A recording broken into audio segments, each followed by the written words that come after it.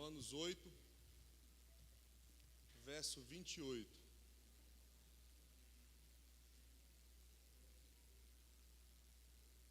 Louva a Deus por estarmos juntos, glorificando e exaltando o nome do Senhor Jesus. Agradeço a Deus pela vida do pastor Pedro, que esse ano nos confiou a oportunidade de trabalhar com os varões da regional. Difícil missão, viu? O povo, quando é acostumado a comer picanha, vai comer costela, vai sofrer, viu, Paulinho? Paulinho é diferenciado. E já falei para ele aí, eu só aceitava esse desafio se o Paulinho estivesse do meu lado aí, né? Obrigado, pastor Pedro, pela oportunidade que o Senhor nos concedeu de ministrar nessa noite. Encontramos lá. E sabemos que todas as coisas contribuem juntamente para o bem daqueles que amam a Deus, daqueles que são chamados segundo o seu propósito. 29. Porque os que dantes conheceu também os predestinou, para serem conformes à imagem do seu Filho, a fim de que ele seja o primogênito entre muitos irmãos. 30. E aos que predestinou, a esses também chamou. E aos que predestinou, a esses também chamou. E aos que chamou, a esses também justificou. E aos que justificou, a estes também glorificou. 31. Que diremos, pois, a essas coisas? Se Deus é por nós. 32. Aquele que nem mesmo o seu filho poupou. Olha só, aquele que nem mesmo o seu filho poupou, antes o entregou por todos nós. Como nos não dará também com ele todas as coisas? Quem intentará acusação contra os escolhidos de Deus? É Deus quem os justifica. Quem é que condena?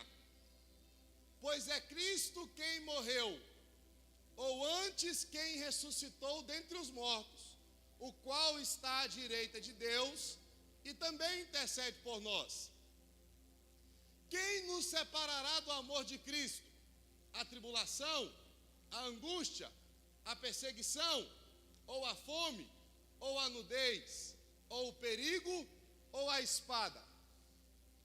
Como está escrito, por amor de ti somos entregues à morte todo dia.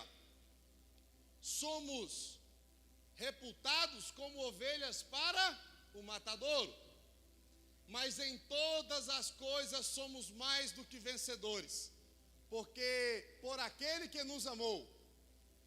Porque estou certo de que nem a morte, nem a vida, nem os anjos, nem os principados, nem as potestades, nem o presente, nem o porvir, nem a altura, nem a profundidade, nem alguma outra criatura nos poderá separar do amor de Deus que está em Cristo Jesus nosso. Glorifica aí, senta o nome. Irmãos, nós estamos num culto de domingo, ação de graças, primeiro culto de domingo do ano de 2025. Orando ao Senhor, pedindo a Deus uma palavra, o Senhor falou forte comigo nesse texto. O Senhor bradou forte comigo, ou o Senhor falou fortemente ao meu coração, e eu quero compartilhar com os irmãos. Nós estamos vivendo, ou nós somos e estamos vivendo como igreja do Senhor e sendo igreja do Senhor. E algo tem nos preocupado, porque quando nós olhamos para o mundo ou para aquilo que está à nossa volta, nós temos sido pregado um evangelho que tem enchido muitas igrejas. Nós temos visto e ouvido evangelhos sendo pregados que são evangelhos de prosperidade, evangelhos que emanam e transbordam muita paz, evangelhos que, como o Levi falou aqui há pouco, Damares canta agora, é só vitória, só vitória, só vitória, só vitória.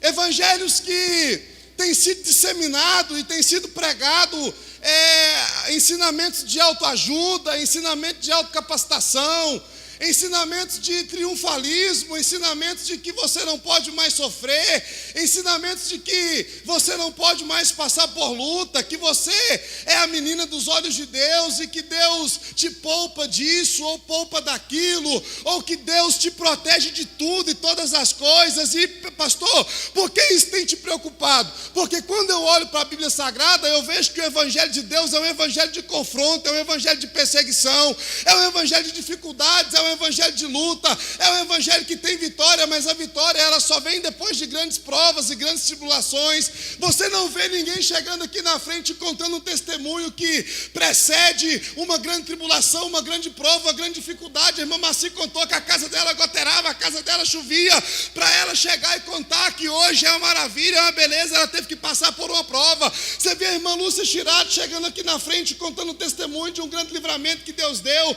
de uma vitória que Deus deu, mas é uma vitória em cima de uma doença, é um livramento em cima de um tratamento, é algo que sempre que Deus te dá um testemunho, antes você passa por uma prova, uma luta, você passa por uma preocupação. Você vê a irmã Fernanda hoje na igreja, sorridente, com o cabelo cortadozinho Chanel, mas nós acompanhamos ela aqui dentro, sem cabelo nenhum, careca. Hoje você olha para ela e fala para ela que ela é uma vitória, ou você vê a vitória na vida dela, mas é vitória sobre em cima de algo que aconteceu, e é algo terrível.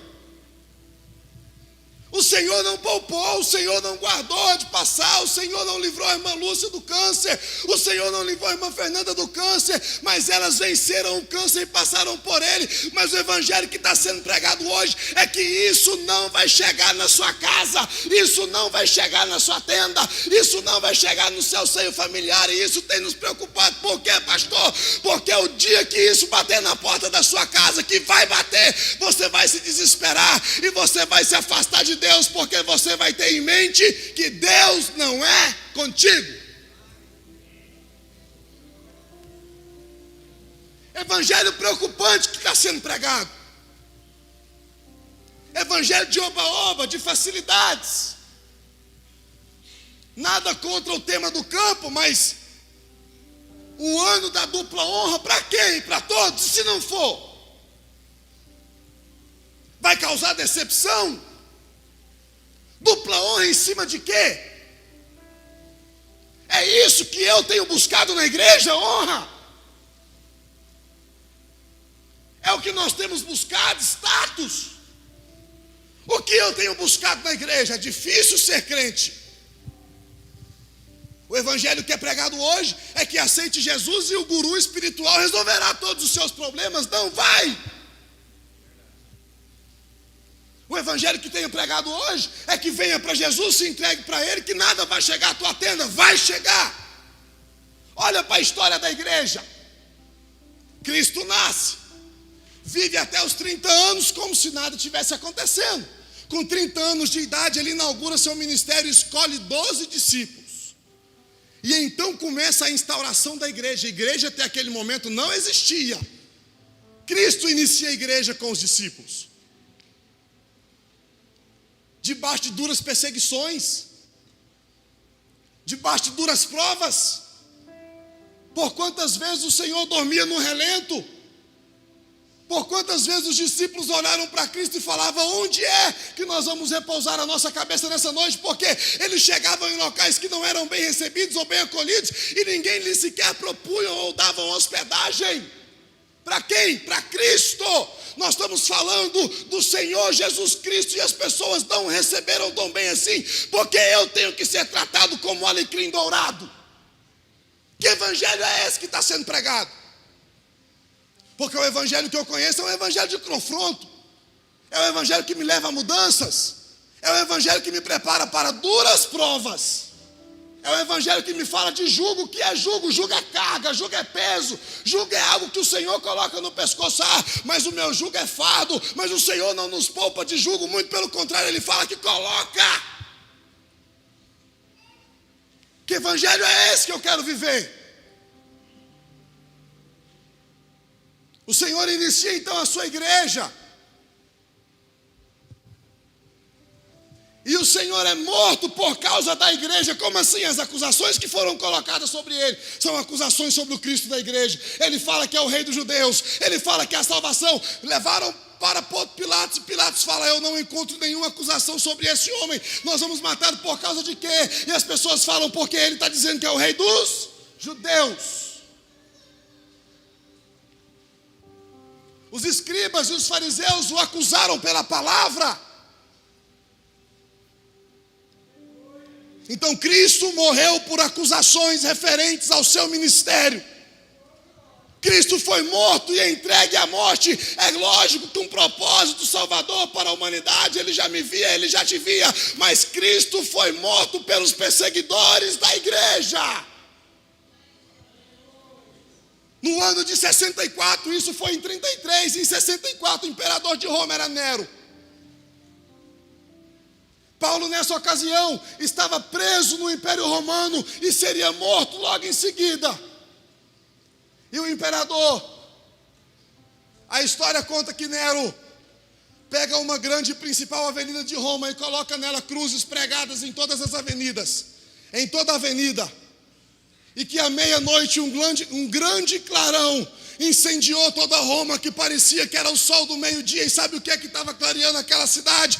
Eram os cristãos que estavam pregados naquela cruz e que havia sido colocado gasolina, álcool e tacado fogo. E à meia-noite todo o Império Romano ficou claro e foi clareado. Por quê, pastor? Porque os cristãos estavam queimando nas principais avenidas. Por que estavam queimando? Porque eles pregavam o evangelho de Cristo.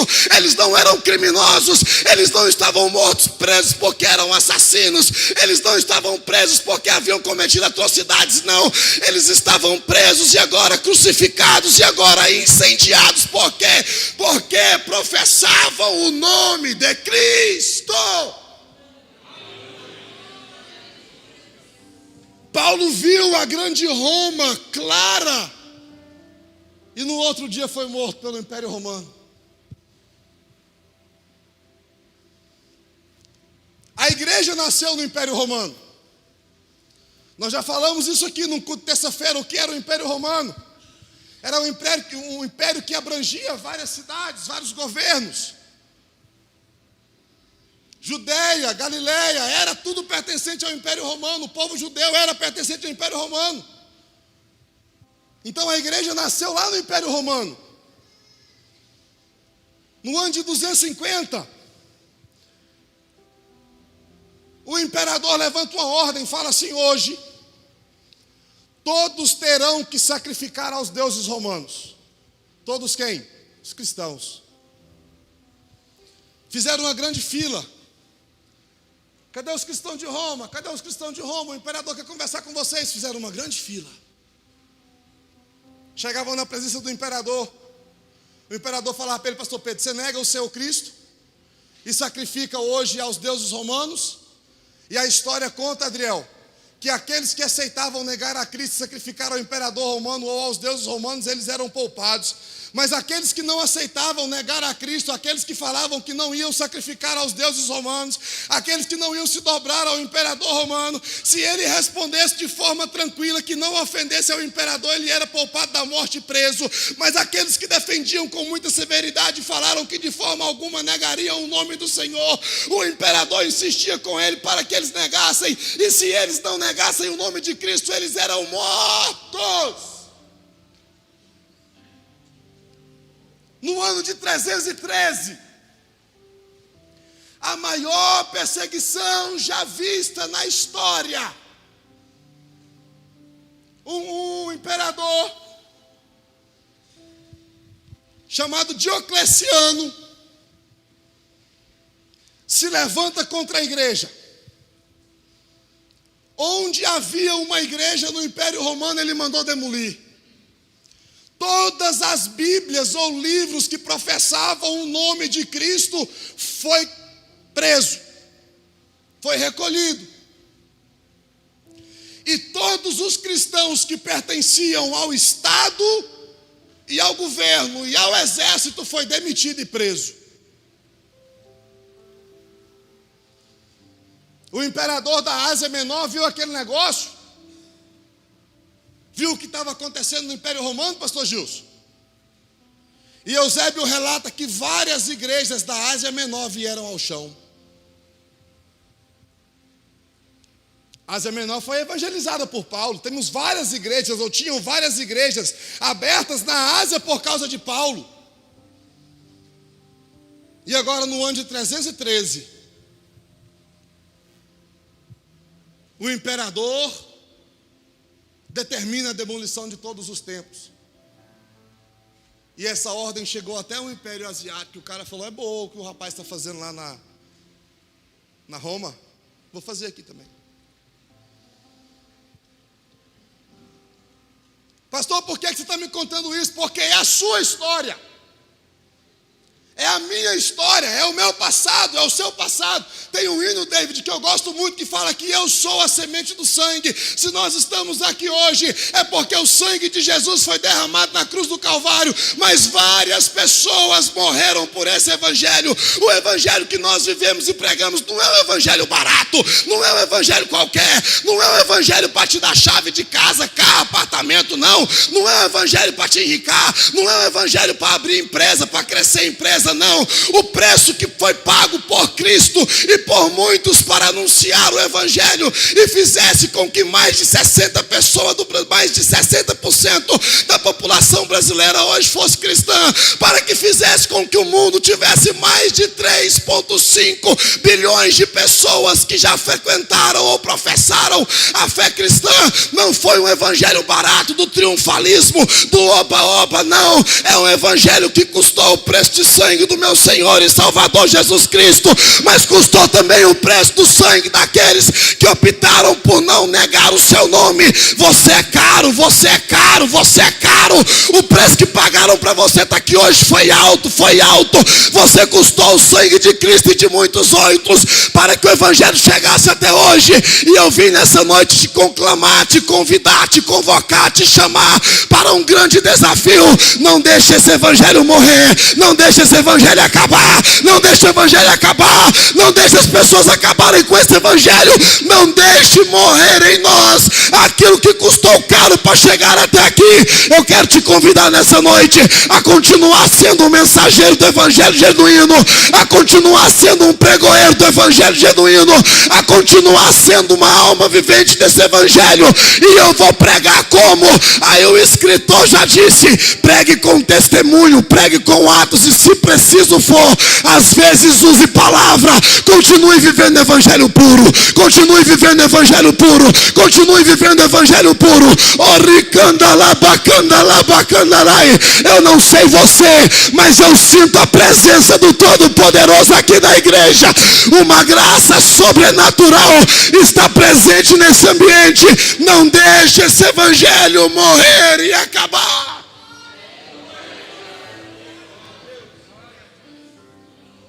Se posicione. Se posicione. Paulo começa escrevendo o texto que nós lemos. O que nos separará do amor de Cristo? E depois ele pergunta, quem nos separará do amor de Cristo? Quando Paulo cita as coisas que estão escritas no texto, ele não escreve à toa. E ele não escreve coisas boas. Verso 35. Está dizendo, quem nos separará do amor de Cristo? E ele começa falando o sofrimento, a angústia, a perseguição, a fome, a nudez, o perigo ou a própria morte. Paulo não estava falando de uma realidade distante. Paulo não estava falando de algo que poderia acontecer algum dia. Paulo não estava falando de algo que nós deveríamos nos prevenir para que não viesse a acontecer. Paulo estava falando de coisas que era frequente no meio da igreja, no meio do povo de Deus. Ele estava dizendo, o que o que está em nosso meio hoje, ou o que acontece em nossas vidas que pode nos separar do amor de Cristo. Então, quando Paulo fala do sofrimento, da angústia, da fome, da nudez, das perseguições, ele está falando, nós vamos enfrentar tudo isso, nós vamos passar por tudo isso, nós vamos enfrentar sofrimento, teremos angústia, teremos nudez, teremos fome, nós seremos perseguidos, nós seremos caluniados, injuriados, nós não teremos apoio do governo, nós não teremos apoio de ninguém, nós não teremos apoio de outras pessoas a não ser de nós mesmos. Mas eu quero falar uma coisa para vocês, e Paulo continua aconselhando: não deixe que nada disto nos afaste da presença de Deus, não deixe que nada disso nos tire da presença de Deus, não deixe que nada disso nos leve para longe da presença de Deus. Por quê? Porque aquilo que está por vir para a igreja, o futuro da igreja é melhor do que toda dor, angústia, sofrimento e nudez que nós possamos passar nessa terra. Fique firme nesse evangelho, fique firme com Cristo, não se aparte dele por nada, porque para aqueles que vencer, para aqueles que vencer, quem está dizendo isso não sou eu, é Deus falando com a igreja. Para aqueles que vencer, eu darei a coroa da vida eterna. Quem garante isso não é o imperador, quem garante não é o governador nem o presidente, mas era o próprio Senhor Jesus falando com a igreja. Aquele que vencer, aquele que vencer, aquele que vencer, cadê os que vão vencer aqui? Aquele que vencer, aquele que vencer, aquele que vencer, aquele que vencer, tem uma promessa, tem. Que promessa é essa? Herdar a salvação, herdar o reino eterno, herdar o gozo celestial, herdar a coroa. Cadê aqueles que vão vencer aqui em nome de Jesus? Cadê aqueles que pelejam? Cadê aqueles que estão trilhando para esse caminho? Não se afaste desse evangelho, porque a promessa para você é grande, é grande, é grande, é grande. A promessa é grande.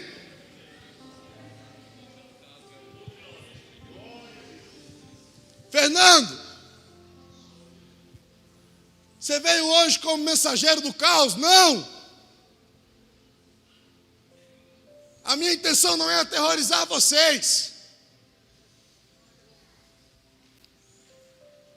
não é colocar pavor e pânico,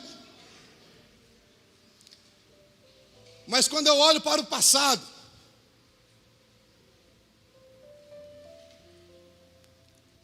eu não vejo esperança de paz humana para o futuro. A igreja nunca foi firmada na paz terrestre, irmã Dalmira. A igreja nunca foi sustentada por promessa de paz governamental, irmã Silvia.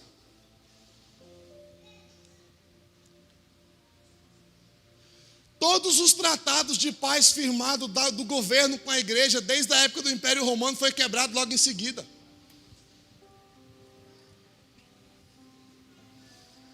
A tendência desse mundo é só piorar.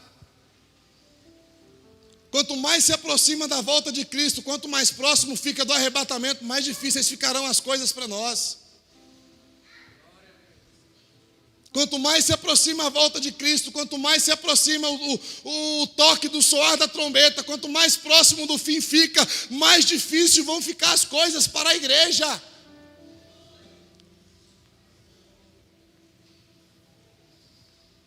Mas deixa eu te falar um negócio. A igreja não depende de ações humanas e governamentais. A igreja nunca dependeu de ações humanas e do governo para prosperar, para crescer, para dar certo, para triunfar. Não, muito pelo contrário. A Bíblia fala que quando o povo hebreu estava cativo no Egito, quanto mais eles eram pressionados pelo povo do Egito, quanto mais o povo hebreu era castigado, quanto mais o povo hebreu era perseguido, mais eles cresciam, mais eles triunfavam, mais eles enricavam, mais povo aumentava. matava, mais gado ele conseguia. Quanto mais o governo do Egito oprimia o povo de Deus, mais o povo de Deus crescia. É como se houvesse Deus falando: o dia que vocês parar de depender do governo, eu entro em ação. O dia que vocês parar de esperar do governo, eu vou começar a agir. Parem de olhar porque o governo faz ou deixa de fazer. Aquele que governa a igreja está muito acima do nosso presidente. Aquele que governa a igreja está acima do presidente das Américas. Pare de olhar para o que está acontecendo na América, para você ver como é que vai ser a sua vida. Lembre-se todos os dias: aquele que governa a tua vida é do alto e sublime trono.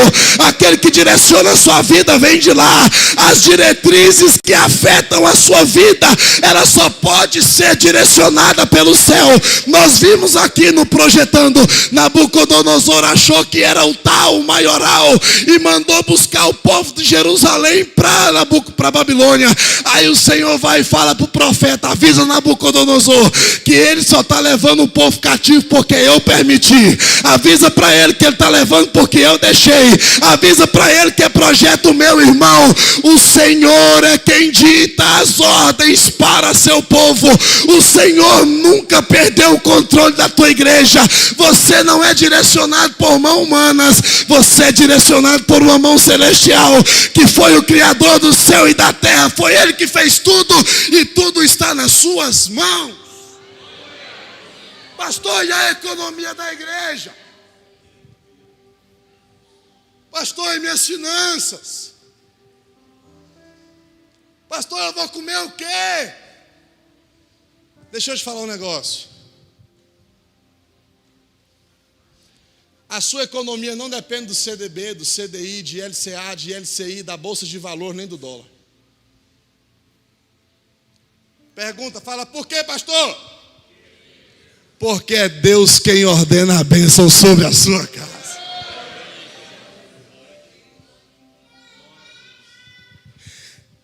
Para a igreja é Deus quem ordena a bênção. Para finalizar, Abraão saiu de casa porque tinha uma promessa. Falam comigo, promessa. Saiu de casa porque tinha uma promessa. Levou gado, sim ou não? Levou riqueza, herança. O pai deu, falou: pega tudo que eu tenho, meu filho, e leva, saia daqui rico. Abraão saiu rico de casa? Abraão saiu rico de casa, sim ou não? Ele saiu porque tinha comprado um resort 5 estrelas.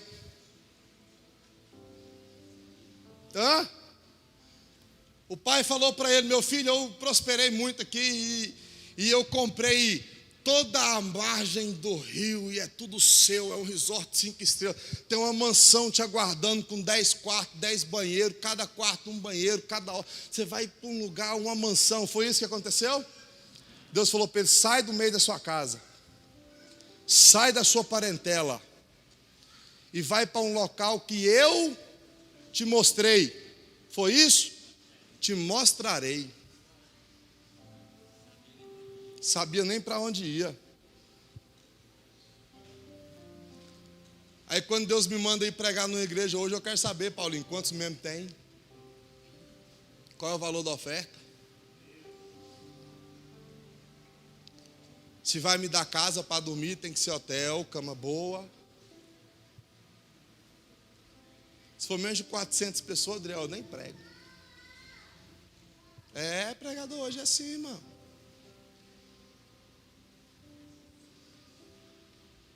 Abraão saiu de casa. Um sobrinho falou: tio, me leva com o senhor. Levou Ló. Aí quando chega lá no capítulo 13 de Gênesis,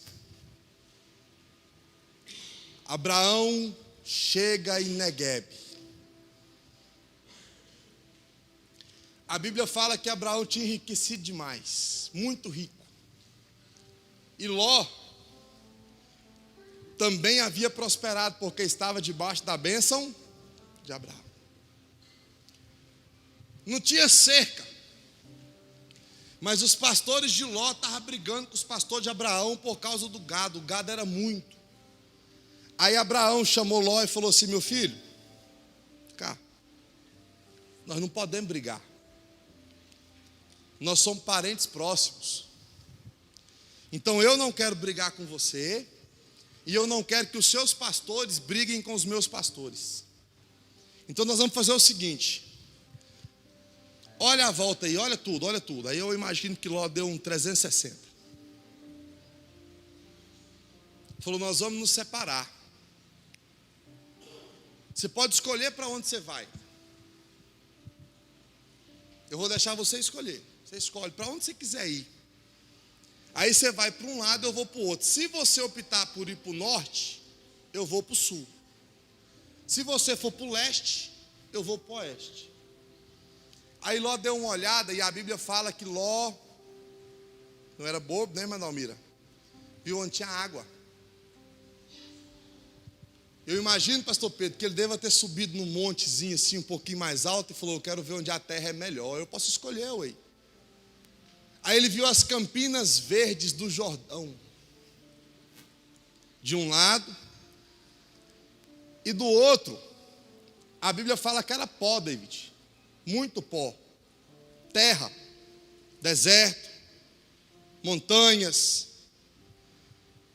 Aí ele olha de um lado as campinas do Jordão, verdinha, muitas árvores, muito pasto. Falou: meu tio agora se enrolou, porque para cá é deserto, só tem água para cá. Ele falou que se eu for para um lado ele vai para o outro. Ele falou: tio, eu já escolhi para onde eu quero ir, eu quero as campinas do Jordão. Eu quero as campinas do Jordão. Aí o seu tio, o Abraão, olhou para ele e falou assim: pois daqui para lá é tudo seu.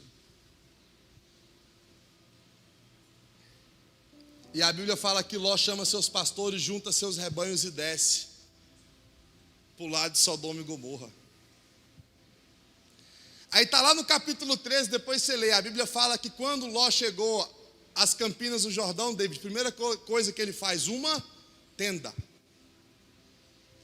Montou o acampamento. Aí Abraão olhou para um lado, o que tinha? Campinas do Jordão. Ló escolheu ir para lá. Ele fala: então só me sobrou as terras de Canaã. Para o outro lado, quando você olha para a geografia bíblica e você vê os relatos de Gênesis, era deserto. Aí Abraão desce para as terras de Canaã. Quando chega lá onde ele decidiu acampar, primeira coisa que Abraão faz,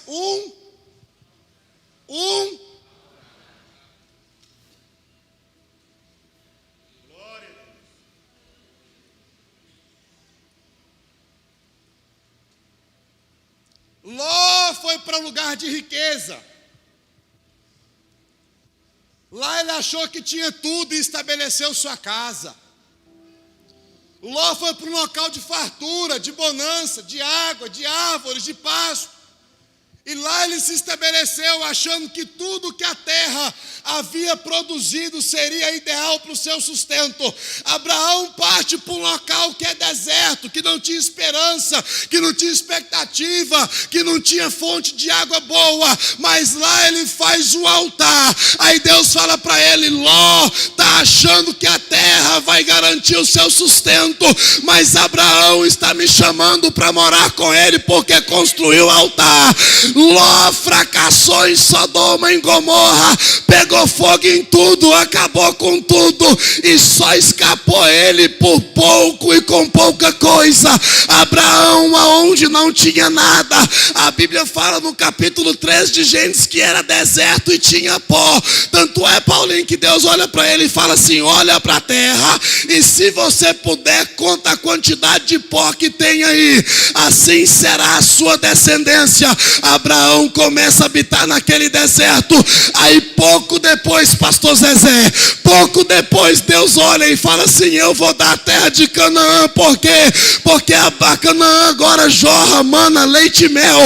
Canaã já jorrava leite e mel? Não, Canaã passou a jorrar leite e mel porque Abraão instaurou ali um altar e chamou para lá a presença de Deus. Eu quero terminar nessa noite dizendo: eu não sei qual é a situação que você vive, eu não sei como é que você está vivendo, mas se Deus estiver contigo, se lá tiver um altar levantado para Deus, vai decepcionar muita gente, porque o lugar de morte vai virar vida, o lugar de morte vai virar vida, o lugar deserto vai prosperar. Por quê? Porque Deus está instaurado através do altar.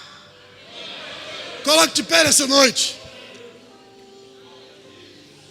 Paulinho, a igreja toda a vida foi decepcionante do governo. Toda a vida. Se Nero hoje estivesse vivo, ele veria, Adriel, o tanto que ele fracassou. Se Pilatos estivesse vivo, ele veria o quão fracasso dele foi grande. Se o Graciliano aqui, que pôs fogo em Roma, prendeu os cristãos, mandou embora, tivesse vivo hoje, ele veria o quão grande teria sido seu fracasso.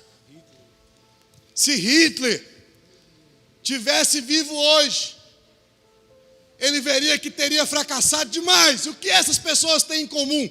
Todos perseguiram a igreja. E por que veriam fracasso? Porque veriam hoje quão grande e quão forte é a igreja do Senhor que eles perseguiram. Eles perseguiram para acabar com a igreja. O Senhor se levanta e fala com ela: você não acaba, quem sustenta a igreja sou eu. O governo está dizendo: esse povo vai falir, esse povo vai depender do governo, eles vão quebrar, eles vão ter que pedir a nossa ajuda, eles vão ter que vir atrás da gente, nós vamos perseguir ele, porque isso é o que eles queriam. Eles queriam perseguir e oprimir a igreja, para que a igreja se rendesse a eles e fosse pedir ajuda. Isso é o que o governo quer, que nós paramos de depender de Deus e passamos a depender do governo. Mas eu já quero avisar para todos os governantes que são contra a igreja: vocês estão fadados ao fracasso, porque quem garante o sucesso da igreja é o fundador do mundo. O seu futuro não é ditado pelo Estado. O seu futuro não depende de ações humanas. Quem sustenta a igreja é Deus. Quem vai sustentar sua casa nesse ano de 2025 é Deus. Quem vai sustentar sua família é Deus. Quem vai prover lá é Deus. Quem vai te ajudar a vencer as lutas é Deus. Quem vai te ajudar a vencer o sofrimento é Deus. Quem vai te ajudar na angústia é Deus. Quem vai te ajudar no choro é Deus. Vai ter choro, pastor? Vai. Mas quando você estiver chorando, Deus vai estar chorando contigo. Quando você estiver deprimido, Deus vai estar lá contigo. Quando você estiver sofrendo, Deus vai estar lá contigo. E quando você passar, você vai olhar para trás e vai dizer: tentaram acabar comigo, foi difícil, foi sofrido, mas Deus me deu vitória. Você acredita nisso? Levanta sua mão juntamente com a minha. Comece a orar a Deus aí e falar: Senhor, eu quero instaurar um altar do Senhor na minha casa. No capítulo 3 de Gênesis, Abraão instaurou 2 altares. A hora que ele chega em Negueb, ele instaura um. Aí Deus fala que ele enricou poderosamente. Ele sai de Negueb e vai para as bandas de Canaã, e lá ele instaura outro altar e ele transforma a expectativa daquela terra. Se você colocar um altar dentro da sua casa, você vai decepcionar muita gente que está torcendo pelo seu fracasso. O segredo do sucesso é ter um altar instaurado em casa. É o Senhor estar presente na sua casa, o Senhor está presente no seu lar. É o Senhor estar presente na sua vida. É você estar cultuando a Deus todos os dias. Esse é o segredo do sucesso. Esse é o segredo da vitória. Esse é o segredo do triunfo. Esse é o segredo da igreja continuar caminhando. Quem mantém a igreja é Deus. Quem caminha com a igreja é Deus. Eles podem até tentar fazer a igreja parar, mas quanto mais eles se levantarem contra a igreja, mais o Senhor vai se levantar pela igreja. E nós não vamos parar. O evangelho não vai acabar na nossa geração, porque aqui nessa noite tem um monte de gente que está disposto a continuar pregando esse evangelho. A saber que vai sofrer, mas vai sofrer com ele, que não vai abrir mão do sofrimento, não vai abrir mão da glória por causa do sofrimento. Não abra. Perca muitas coisas em 2025, mas não perca a presença de Deus. Papai querido, em nome de Jesus.